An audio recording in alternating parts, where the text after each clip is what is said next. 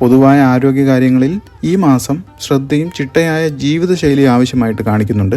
യോഗ, ധ്യാനം എന്നിവ ശീലിക്കുന്നത് മാനസികവും ശാരീരികവുമായ ആരോഗ്യം മെച്ചപ്പെടുത്താൻ നിങ്ങളെ സഹായിക്കും. കുടുംബ പശ്ചാത്തലം നോക്കുമ്പോൾ മാസത്തിൻ്റെ ആദ്യ പകുതിയിൽ 2-ലെ സൂര്യൻ കുടുംബാംഗങ്ങളുമായി സംസാരിക്കുമ്പോൾ വാക്കുകൾ ശ്രദ്ധിച്ചുപയോഗിക്കാൻ ഓർമ്മപ്പെടുത്തുന്നുണ്ട്. ചില തെറ്റിദ്ധാരണകൾക്ക് വഴിയുമുണ്ട്. 4-ലെ ചൊവ്വ മാസത്തിൻ്റെ തുടക്കത്തിൽ ഗൃഹാന്തരീക്ഷത്തിൽ ചില അസ്വസ്ഥതകൾക്ക് കാരണമായേക്കാം. വസ്തു സംബന്ധമായ തർക്കങ്ങൾ ഒഴിവാക്കേണ്ടതാണ്. 5-ലെ കേതു മക്കളുമായി ബന്ധപ്പെട്ട ചില ആശങ്കകൾക്ക് ഇടയാക്കിയേക്കും. അവരുടെ കാര്യങ്ങളിൽ നിങ്ങൾ കൂടുതൽ ശ്രദ്ധയും സ്നേഹവും നൽകുക. 12-ലെ ശനി കാരണം കുടുംബത്തിൽ ചില അസ്വസ്ഥതകളോ അകൽച്ചയോ ഒക്കെ അനുഭവപ്പെടാനും ഇടയുണ്ട്.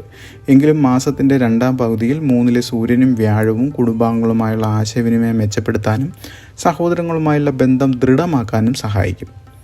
പ്രണയം, സ്നേഹബന്ധങ്ങൾ നോക്കുമ്പോൾ 5-ാം ഭാവത്തിലെ കേതു പ്രണയബന്ധങ്ങളിൽ ചില വെല്ലുവിളികളും തെറ്റിദ്ധാരണകളും സൃഷ്ടിക്കാൻ കഴിയും.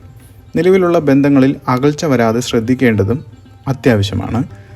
1-ലെ ശുക്രൻ മാസത്തിൻ്റെ തുടക്കത്തിൽ നിങ്ങളുടെ വ്യക്തിപരമായ ആകർഷണ ശക്തി വർദ്ധിപ്പിക്കുകയും പുതിയ ബന്ധങ്ങൾക്ക് സാധ്യത നൽകുകയും ചെയ്യും. എന്നാൽ എടുത്തുചാടി തീരുമാനങ്ങൾ എടുക്കാതിരിക്കേണ്ടതാണ്.